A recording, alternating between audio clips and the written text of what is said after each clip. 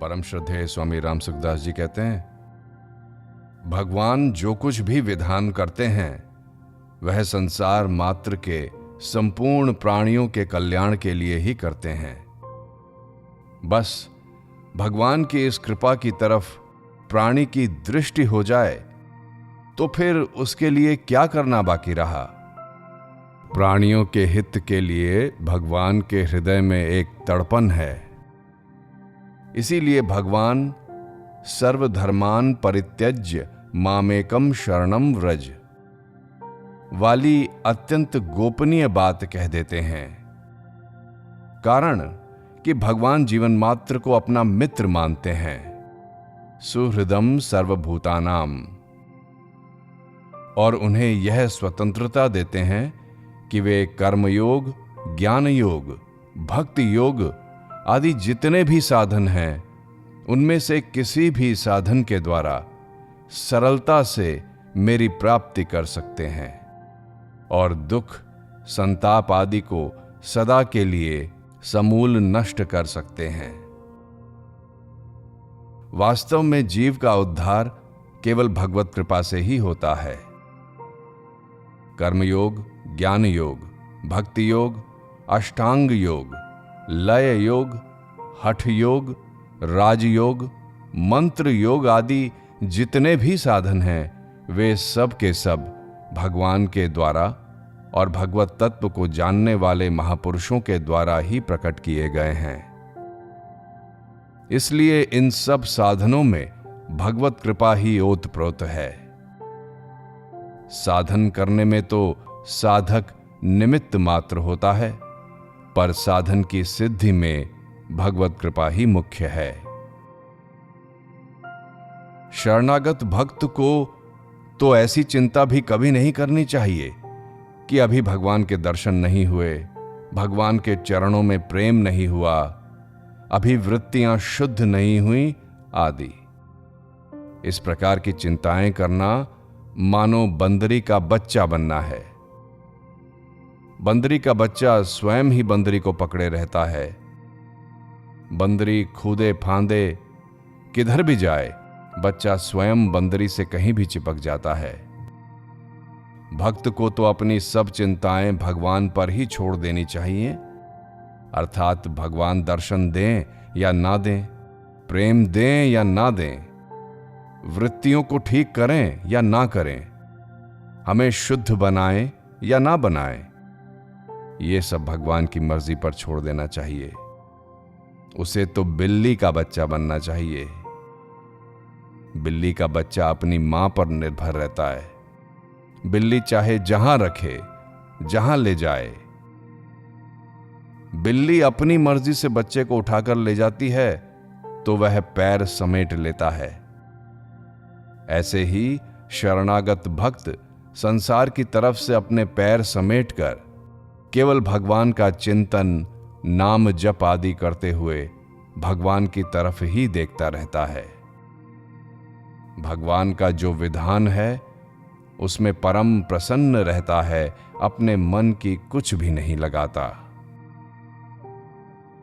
जैसे कुम्हार पहले मिट्टी को सिर पर उठाकर लाता है तो कुम्हार की मर्जी, फिर उस मिट्टी को गीला करके उसे रौंदता है तो कुम्हार की मर्जी, फिर चक्के पर घुमाता है तो कुम्हार की मर्जी। मिट्टी कभी कुछ नहीं कहती कि तुम घड़ा बनाओ, सकोरा बनाओ, मटकी बनाओ। कुम्हार चाहे जो बनाए उसकी मर्जी है। ऐसे ही शरणागत भक्त अपनी कुछ भी मर्जी, मन की बात नहीं रखता। वह जितना अधिक निश्चिंत और निर्भय होता है, भगवत कृपा उसको अपने आप उतना ही अधिक अपने अनुकूल बना लेती है। और जितनी वो चिंता करता है, अपना बल मानता है, उतना ही वह आती हुई भगवत कृपा में बाधा लगाता है। अर्थात शरणागत होने पर भगवान की ओर से जो विलक्षण, विचित्र, अखंड, अटूट कृपा आती है, अपनी चिंता करने से उस कृपा में बाधा लग जाती है। जैसे मछुआरा मछलियों को पकड़ने के लिए नदी में जाल डालता है तो जाल के भीतर आने वाली सब मछलियां पकड़ी जाती हैं, परंतु जो मछली जाल डालने वाले मछुए के चरणों के पास आ जाती है वह नहीं पकड़ी जाती। ऐसे ही भगवान की माया संसार में ममता करके जीव फंस जाते हैं और जन्मते मरते रहते हैं। परंतु जो जीव मायापति भगवान के चरणों की शरण हो जाते हैं वे माया को तर जाते हैं। मामेव ये प्रपद्यन्ते मायाम एताम तरन्ति ते। भगवद गीता अध्याय 7। इस दृष्टांत का एक ही अंश ग्रहण करना चाहिए, क्योंकि धीवर का, मछुआरे का तो मछलियों को पकड़ने का भाव होता है, परंतु भगवान का जीवों को माया में फंसाने का किंचन मात्र भी भाव नहीं होता। भगवान का भाव तो जीवों को माया जाल से मुक्त करके अपने शरण लेने का होता है। तभी तो वे कहते हैं मामेकम शरणम व्रज। जीव संयोग जन्य सुख की लोलुपता से खुद ही माया में फंस जाते हैं। जैसे चलती हुई चक्की के भीतर आने वाले सभी दाने पिस जाते हैं, परंतु जिसके आधार पर चक्की चलती है उस कील के आसपास रहने वाले दाने ज्यों के त्यों साबुत रह जाते हैं। ऐसे ही जन्म मरण रूप संसार की चलती हुई चक्की में पड़े हुए सब के सब जीव पिस जाते हैं, दुख पाते हैं। परंतु जिसके आधार पर संसार चक्र चलता है उन भगवान के चरणों का सहारा लेने वाला जीव पिसने से बच जाता है। यह दृष्टांत भी पूरा नहीं घटता, क्योंकि दाने तो स्वाभाविक ही कील के पास रह जाते हैं, वे बचने का कोई उपाय नहीं करते। परंतु भगवान के भक्त संसार से विमुख होकर प्रभु के चरणों का आश्रय लेते हैं। तात्पर्य यह है कि जो भगवान का अंश होकर भी संसार को अपना मानता है अथवा संसार से कुछ चाहता है, वही जन्म मरण रूप चक्र में पड़कर दुख भोगता है। संसार और भगवान, इन दोनों का संबंध दो तरह का होता है। संसार का संबंध केवल माना हुआ है और भगवान का संबंध वास्तविक है। संसार का संबंध तो मनुष्य को पराधीन बनाता है, गुलाम बनाता है, पर भगवान का संबंध मनुष्य को स्वाधीन बनाता है, चिन्मय बनाता है और बनाता है भगवान का भी मालिक। किसी बात को लेकर अपने में कुछ भी अपनी विशेषता दिखती है, वही वास्तव में पराधीनता है। यदि मनुष्य विद्या, बुद्धि, धन संपत्ति, त्याग, वैराग्य आदि किसी बात को लेकर अपनी विशेषता मानता है, तो यह उन विद्या आदि की पराधीनता दासता ही है।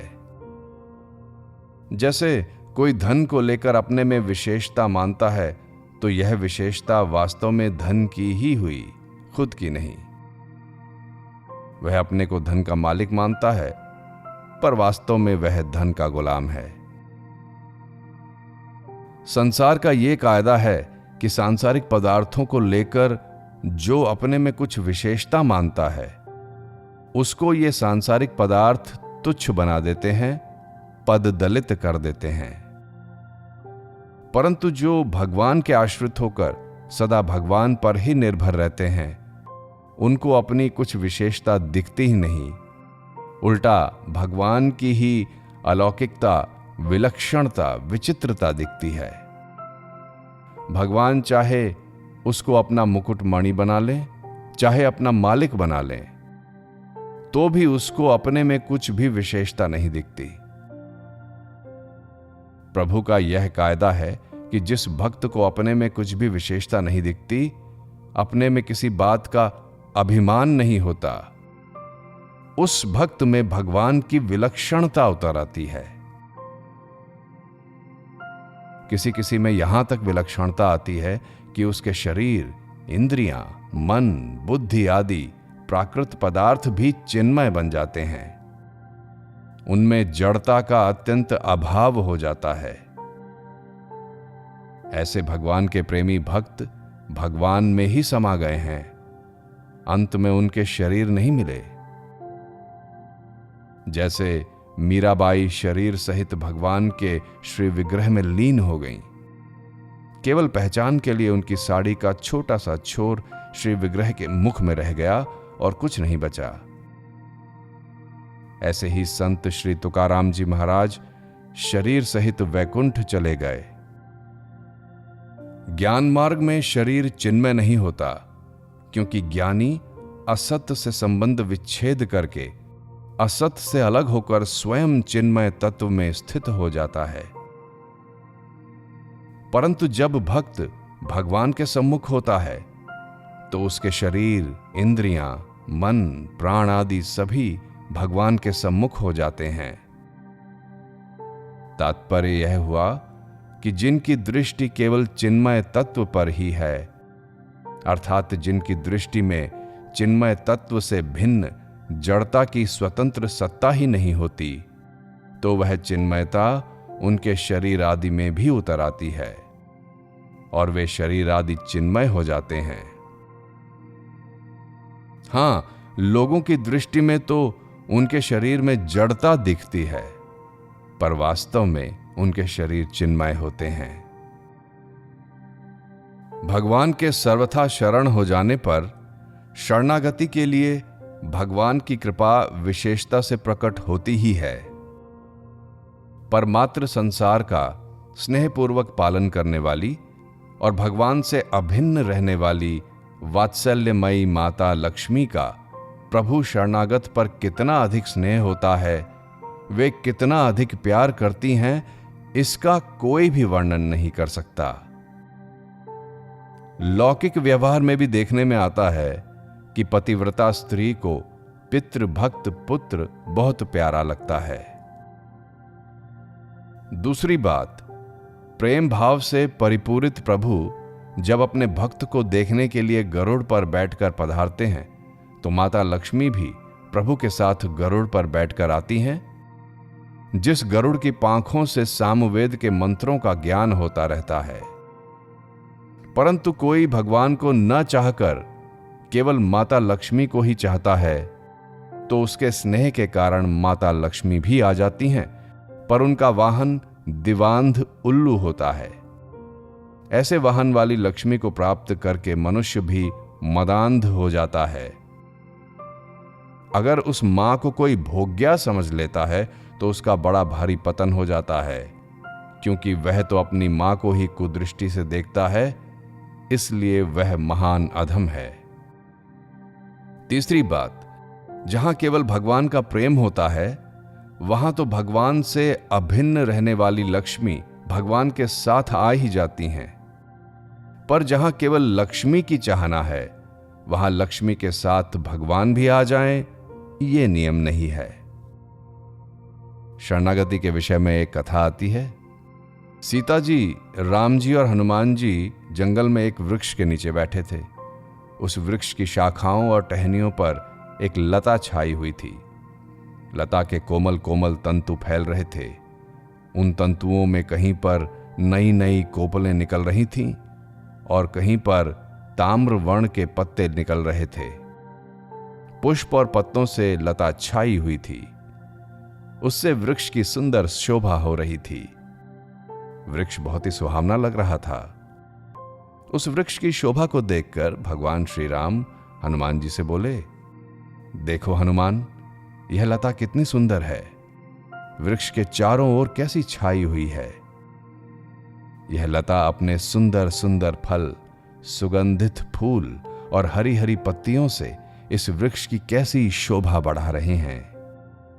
इससे जंगल के अन्य सब वृक्षों से यह वृक्ष कितना सुंदर दिख रहा है। इतना ही नहीं, इस वृक्ष के कारण ही सारे जंगल की शोभा हो रही है।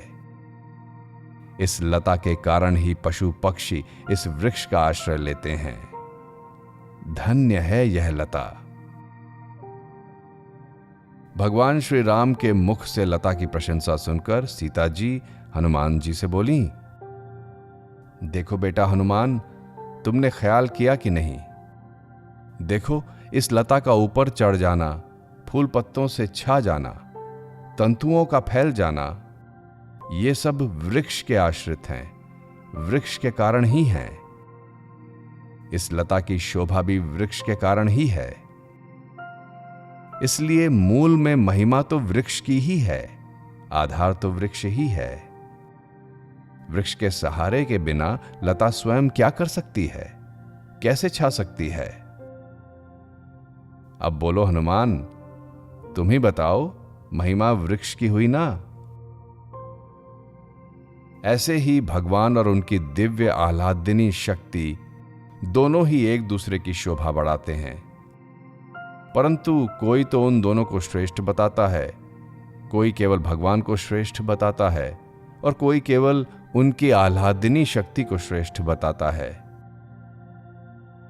शरणागत भक्त के लिए तो प्रभु और उनकी आह्लादिनी शक्ति दोनों का आश्रय ही श्रेष्ठ है। एक बार एक नेत्रहीन संत हाथ में लाठी पकड़े आगरा के लिए यमुना के किनारे किनारे जा रहे थे। नदी में बाढ़ आई हुई थी। उससे एक जगह यमुना का किनारा पानी में गिर पड़ा तो बाबा जी भी पानी में गिर पड़े। हाथ से लाठी छूट गई। दिखता तो था नहीं, अब तैरें तो किधर तैरें? भगवान की शरणागति की बात याद आते ही प्रयास रहित होकर शरीर को ढीला छोड़ दिया तो उनको ऐसा लगा कि किसी ने हाथ पकड़कर किनारे पर डाल दिया। वहां दूसरी कोई लाठी हाथ में आ गई और उसके सहारे वे चल पड़े। तात्पर्य है कि जो भगवान के शरण होकर भगवान पर निर्भर रहता है, उसको अपने लिए कुछ करना नहीं रहता। भगवान के विधान से जो हो जाए उसी में वह प्रसन्न रहता है।